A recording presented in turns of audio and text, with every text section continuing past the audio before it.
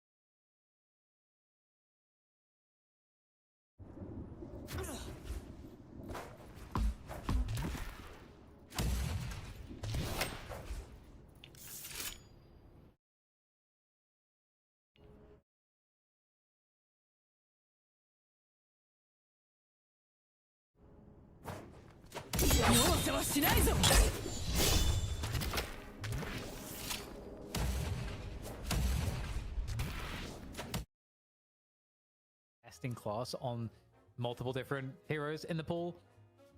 It's you can't really go up against a stronger test, and so the thing for me is which parts of the game can Youngs survive against. Where's that hot dog emoji and gif? if they survive the early game, like, We're the hot dogs and they're the casters are the girl. Are they able to do that against melee creeps? What Hot are you gonna dog. do when John plays Bebop against? Why am I still What are in you gonna Abrams? do Don't about piss that? me off. Yeah, and I mean we've hyped up the Unks a lot. We've given them a fair share of flowers, but it's the melee creeps, the clear favorite, awaiting their challenge here in this money match, in this best of 3. As you're saying, I mean, there's a lot of best in class in North America across this roster, a lot of threats to be worried about as the Unks. And I am curious, Jason, who jumps out at you when you think about this roster and you think about what the Unks are bringing? Who's the biggest problem that they need to solve?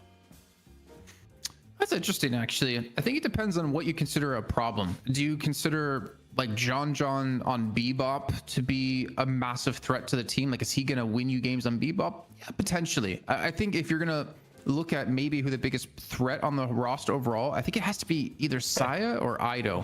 And this is only the second week we're seeing Ido within this roster of melee creeps, but Saya's been one of the most consistent players and such a massive threat when it comes to his paradox, and particular now with his holiday.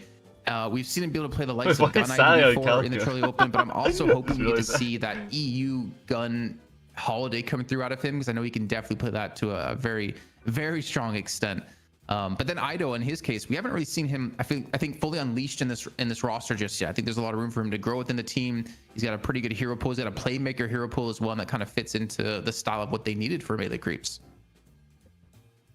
Yeah, I totally agree with that. You make a great point about the holiday, man. Saya has been, I think, one of the top NA holidays for a while, and with this powerful new gun build surfacing, it feels like there's no better hero to maybe even go for a very early draft in that draft phase. We'll have to see how these two teams approach it. Let's take a look, though, at the Unks, of course. The challengers coming in, earned their spot here in this money match with some impressive plays, right? I feel like Wander looked good on the backline carry. Gibbs on the signature Viscus, always delivering. And Zera maybe didn't seem as comfortable on the holiday, but the aim is there, the mechanics are there, the farm is there, and the team play is there. And honestly, how much is that, you know, individual hero comfort really going to make the difference? I feel like the team play is what's driving the Youngs forward and what's putting them so far in the position to really take this challenge to melee creeps. Yeah, I think the challenge will be getting some of those key picks. I do think Gibbs, like landing Viscous, is not something that is too hard to accomplish, but it's going to be Wanda landing Yamato that is probably going to be difficult, because Yamato, as we saw, you know, that there is room to ban Yamato, and Yamato is high value generally right now in the meta, so that's the biggest target. Aiden on Vindicta, again, that is a possible pickup, like that could get let through. So if a couple key picks get let through, it does definitely feel like the Youngs can put something nice together based on what we saw previously. So, you know, they guys, have good can players, you guys blame them for the glaze or like Jason what? said, some of the macro might not be kind of super polished just yet. Come but, on, I thought now overall they had a game plan throughout every stage of the match. If they can get a tempo draft together where they can move like that, I like the chances of the Youngs to do damage, to survive, to make it look competitive. I don't like the chances to win against melee creeps, but I don't think I would like anyone's chances in this region to win against melee creeps. So it's not a knock on them. You know what's the real alpha play though out of melee creeps is just don't bother banning Yamato or Vindicta. Just do like some off the wall bans and then just beat them while they're playing their best heroes. I think that would be the biggest chat thing you could do. Fan viewers are watching you, and before he left, he said Dynamo you had McGinnis ban, you know, just take out the biggest threats off the ban the Cran. field. I don't care. Ban Cran. Ban I him. don't think this is a match that melee ban creeps can Cran, take chat. lightly. I agree with you. I think they're favored, but I think they are going to need to use everything at their disposal to attack the Unks and like deny them their best characters, get melee creeps on their comfort heroes. But I think first pick, I honestly would like to see melee creeps grab Holiday first pick. I know maybe it's a little crazy, but I think ban the Kelvin and take the Holiday for Saya, and that might just be a massive recipe for success. I think you can draft around the rest of it, but they do probably Yamato ban, so putting respect on Wander here. I feel like I just want to quickly double check on my side. Where are we going? If it was Mid? Saya who played, yeah. I think Saya's looking. Actually, I know Saya, I think, does the draft for melee creeps, but I think at the same time, while he's doing the draft right now, he's thinking, please MINA? ban Kelvin, please ban Kelvin. I don't want to freaking play Kelvin in this next game. And they go for the P-pop, so they go for the respect ban against John here. So now for melee creeps, Kelvin's left open, but so's Holiday. That's the thing. Your melee creeps is going to get one of them, but then the Unks is not only going to get a response pick, but they're also going to get, you know, the other of those top two characters right now. So melee creeps, what are they going to prioritize? Holiday or Kelvin? I mean, maybe something else, but those two are clearly top of mind. And it's the classic Kelvin. In the end, this is still pretty scary, right? Like melee creeps with Kelvin. This is a very good team that knows how to get the most out of objective fights. And now you've given away the best objective, you know, battling hero to them. Even Holiday might struggle here. What do we get? do we like lean heavy into comfort, forget You're not value? kidding. Helping people's what I do. Okay, so Ivy comes on through. We didn't actually talk about it as much last game, Jason, Sorry. but like the way Ivy is best played, obviously, is the way that we've seen it played in Europe, where Ivy gets like a single track to work with, and the rest of the teams they would pressure in the key moments when the power spike is there for Ivy to start farming really rapidly. So that's something the Unks were not doing in the previous match, and Ivy needs to be a bit ahead to, I think, look as good as Ivy can look. Shiv makes a lot of sense, but they have given up the opportunity to maybe get Shiv, Vindicta, or Shiv, even potentially Viscous. Like some of these comfort picks will not survive the second ban wave, I feel. Yeah, and I mean, I kind of hope to see them pick up Vindicta as a third pick, just based off like priority for the individual players of what they can work with. On the Ivy note, though, I think if you want to see the most success of an Ivy, your team has to play around the Ivy, which means you have to specifically allow Ivy to farm up the jungle as well, take a big chunk of that and a big chunk of the lane as well, if you want to have her hit that 35k power spike and really start to carry these games. And the last game, Wonder wasn't really gifted that opportunity. Because the Unks didn't play that way to get the Ivy fed in particular. But this is looking pretty familiar from the last game so far. I mean, it sucks to be up against the Infernus Holiday, but at least I guess you can, the consolation, I guess you can get your Vindicta in there. Wait, so is it going to be John on Holiday again? Oh. Because if you remember last week, he played Doorman.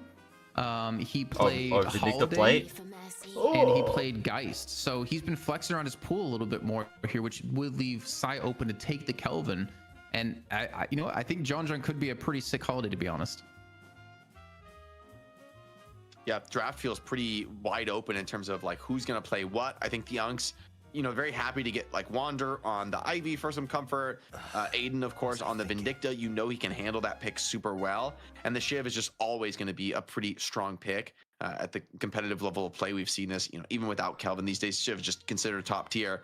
I like banning the pocket away. It takes away one of Ido's scariest threats, like the OG Ido, you know, one trick. Although I think he's transcended that pretty drastically by now, but you still don't want to see Ido on the pocket, man. No matter how long this game goes, I think that's always going to be a pretty scary player-hero combo. Thank you. And so they take it away, protects kind of the Shiv, and also Blaze. limits some of the options for Ido. Curious to see where melee creeps elect to go for Keep that. saying my heavy name, flame. Jake. I'm almost there.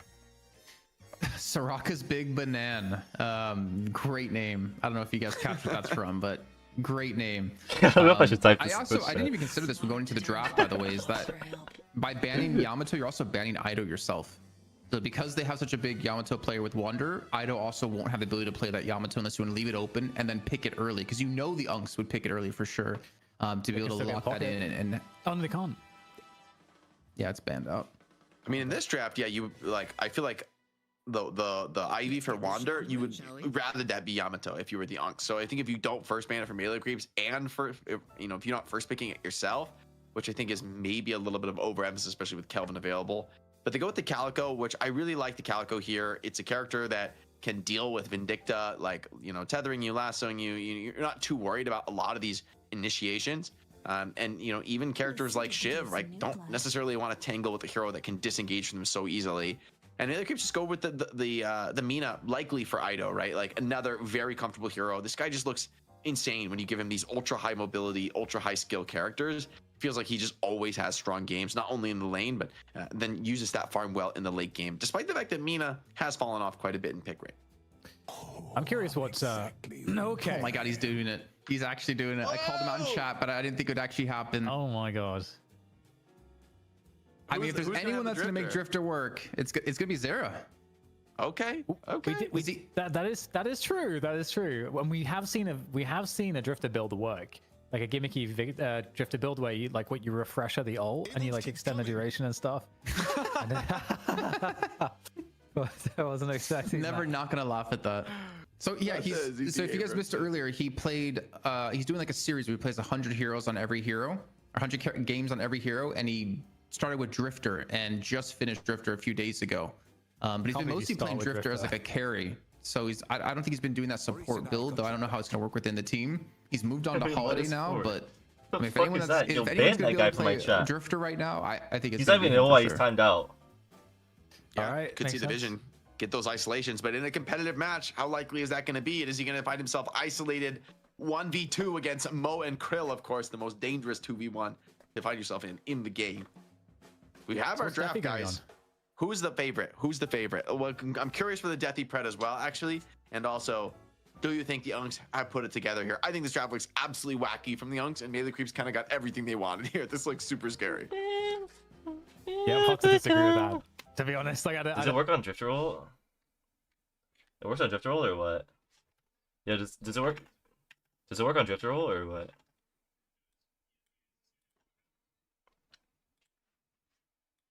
Oh shit! I split my audio.